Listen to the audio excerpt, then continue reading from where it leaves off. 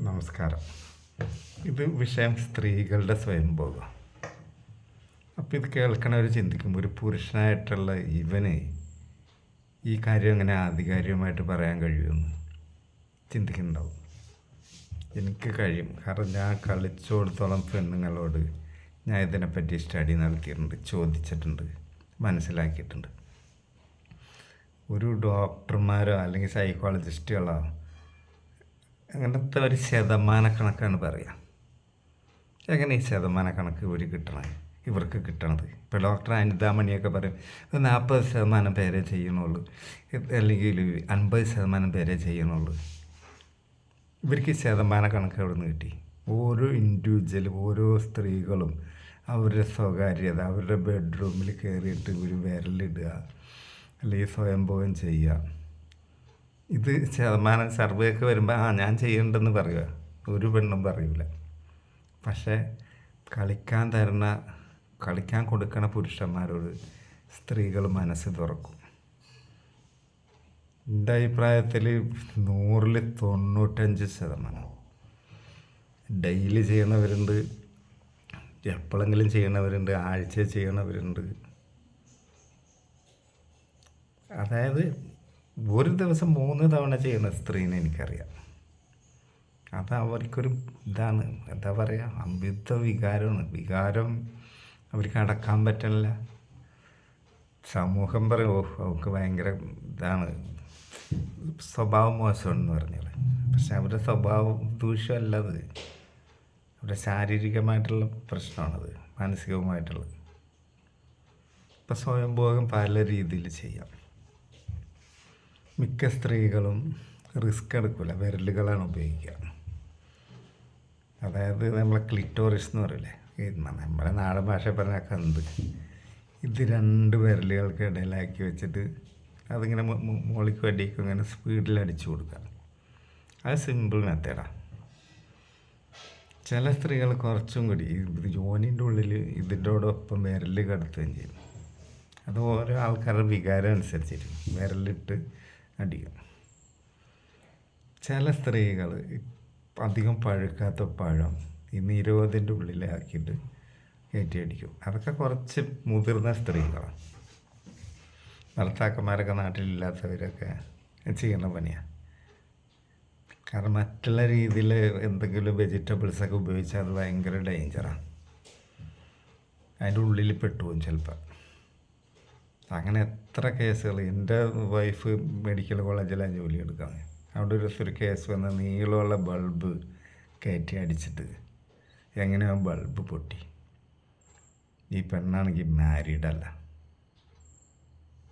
ഇതെന്തിന് പറയണം. പിന്നെ അതിനെ സത്യം പറയാൻ ഡോക്ടേഴ്സ് അതിൻ്റെ ഉള്ളിൽ നിന്ന് എടുക്കണ്ടേ?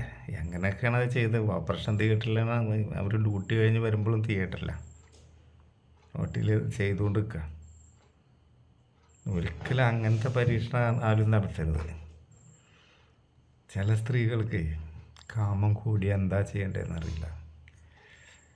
പിന്നെ ഒരു കൂട്ടരുണ്ട്, അവർ കുറച്ചും കൂടി സേഫായിട്ടുള്ള മെത്തേഡാണ് ഈ സെക്സ് ടോയ്സ്. അതെന്ന് പറഞ്ഞാൽ പല രീതിയിലുള്ള പരിശോധനകളൊക്കെ കഴിഞ്ഞിട്ടാണ് വിപണിയിൽ ഇറക്കണത്. ഈ സാധനത്തിന് വല്ലാണ്ട് നമുക്ക് സൈഡ് എഫക്റ്റ് ഒന്നുമില്ല. അതിൽ വൈബ്രേറ്റർ ഉണ്ട്, പിന്നെ മറ്റേ ഇതുണ്ടല്ലോ,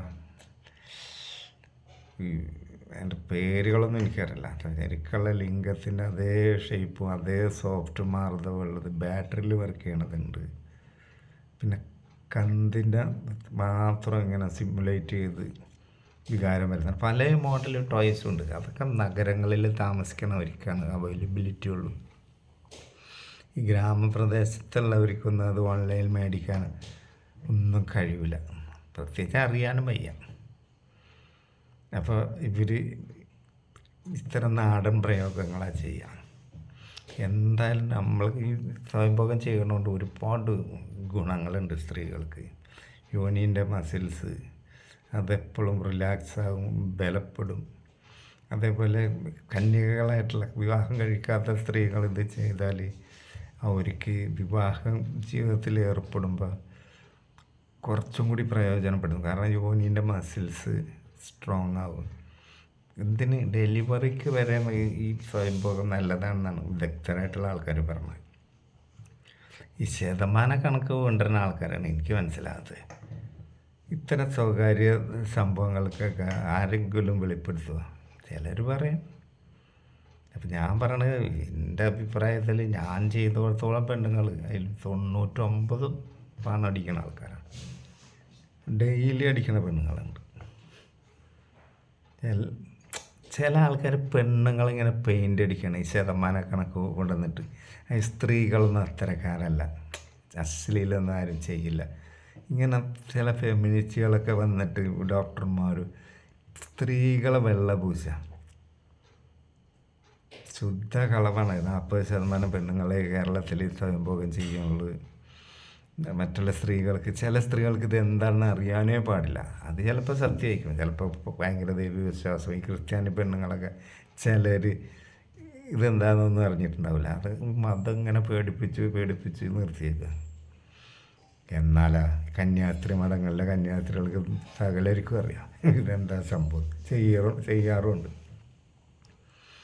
അപ്പോൾ ഈ ശതമാന കണക്ക് കൊണ്ടുവന്നിട്ട് സ്ത്രീകളെ നല്ല നല്ല പാവം എങ്ങനെ കേരള സംസ്കാരം അനുസരിച്ച് ഇതൊക്കെ അശ്ലീലമാണെന്നൊക്കെ പറഞ്ഞ് ആരും ചെയ്യാനുള്ളത് ആരെയാണ് ഈ വെള്ളപൂശണം എനിക്ക് മനസ്സിലാവില്ല.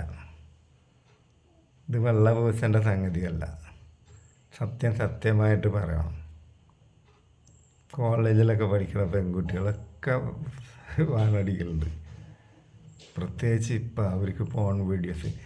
ഡോക്ടർ അനിതാമണി പറയുന്നത് ഒരു ദിവസമേ ഈ സ്ത്രീകൾക്ക് പോൺ വീഡിയോസ് കാണാതെ അറപ്പാണെന്ന്.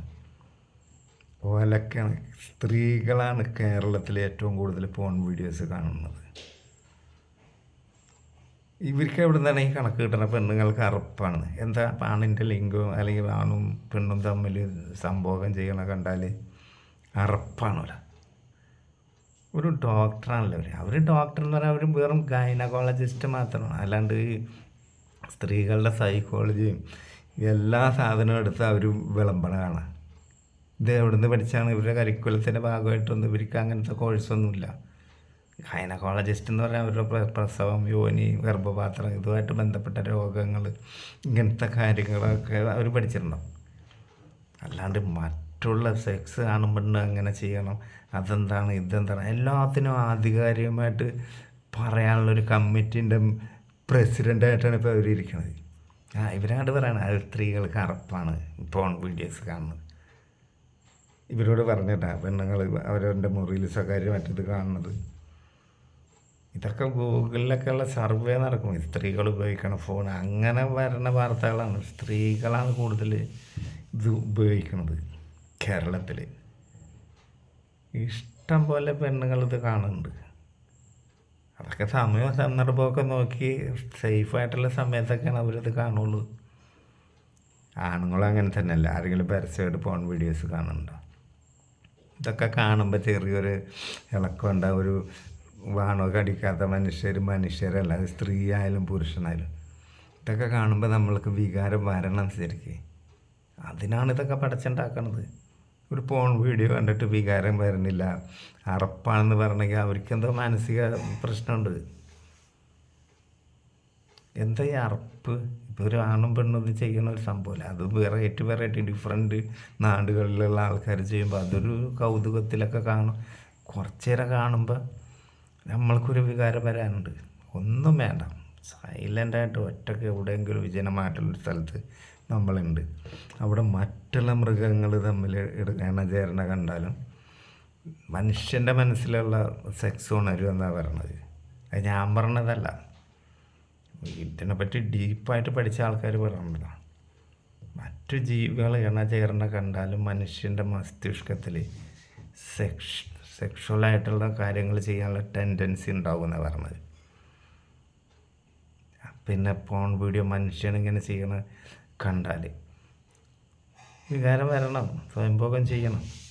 ഇനി ഒന്നും വേണ്ട, ഒരാണും പെണ്ണും പരിപാടി എടുക്കണേ ലൈവായിട്ട് നിങ്ങളാരെങ്കിലും കണ്ടിട്ടുണ്ടോ? അവനെ അറിയാതെ ഞാൻ കണ്ടിട്ടുണ്ട്. അതിൻ്റെ ഒരു ത്രില്ല് പറയാൻ പറ്റൂല മക്കളെ. ഇതൊക്കെ കണ്ട സ്വയംഭോഗം ചെയ്യും ആണും പെണ്ണും. ഇത് നമ്മളാരും കണ്ടുപിടിച്ചതല്ല. എന്നിട്ട് പെയിൻ്റ് അടിക്കും. 40% പെണ്ണുങ്ങളെ ചെയ്യുള്ളൂ സ്വയംഭോഗം. സ്ത്രീകൾക്ക് പോകാൻ വീഡിയോസ് അറപ്പാണ്. ഇതൊക്കെ ഈ അനിതാമണിയൊക്കെയാണ്ട് പറയാണ് പെണ്ണുങ്ങളെ പെയിൻ്റ് അടിച്ച് കുലസ്ത്രീകളാക്കി വെക്കാൻ. എല്ലാ ആണും പെണ്ണും ഈ കാര്യത്തിൽ കണക്കാണ് എൻ്റെ അഭിപ്രായത്തിൽ. ഇത് ആധികാരികമായിട്ടുള്ള അഭിപ്രായമാണ്. കാരണം ഞാൻ അനവധി പെണ്ണുങ്ങളെ ഞാൻ കളിച്ചിട്ടുണ്ട്. ഇവരെന്നോട് തുറന്ന് പറഞ്ഞിട്ടുണ്ട്. ഇത്രയും കറക്റ്റ് വിവരം ഒരു സർവേ നടത്തിയാൽ കിട്ടില്ല. ഒരു പെന്നും ഫയലും ആയിട്ടെന്ന് വെച്ചാൽ താങ്കൾ സ്വയംഭോഗം ചെയ്യുന്നുണ്ടോ? എന്ന് പറയും. എവിടെ അപ്പം വാളടിച്ചിട്ട് വന്നിട്ടുണ്ടാവുള്ളൂ. അത്രേ ഉള്ളൂ. സർവേയും റിയാലിറ്റിയായിട്ട് മാറ്റമുണ്ട്. അപ്പം നമസ്കാരം.